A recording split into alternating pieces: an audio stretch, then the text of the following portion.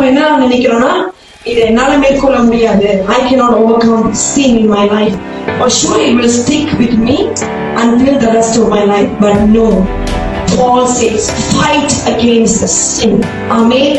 பாவத்துக்கு எதிர்த்து போராடுங்க. ஏன் அப்படி சொல்றாங்கன்னா, தாவீது சொல்றார், என் தாய் என்னை பாவத்திலே கற்பம் கரைத்தார். I born with sin.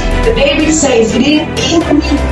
அது என்னோடுதான் இருக்குது. நான் பிறக்கிறதுக்கு முன்னே தாய் எப்படி கற்பம் பாவத்துலதான். அப்ப நான் பிறந்ததுலயும் பாவம் இருக்கு, நான் வளரும் போதும் பாவம், இப்பயும் நாம பாவம் போராடும். எப்படி போராடி ஜெயிக்கணும்? வசனத்தின் மூலியமா போராடும். யோசேப்பு எப்படி பாவத்துக்கு விலகி ஓடினார்? How Joseph ran away from sin.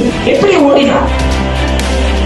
கர்த்தருக்கு அவர் பயந்தார். அவர் சொன்னார், ஐயோ இவ்வளவு பெரிய பாவத்துக்கு நான் உடன்படவே மாட்டேன். ஆனா அந்த இடத்துல அவர் பாவம் செய்வதற்கு நிறைய வாய்ப்பு இருந்துச்சு.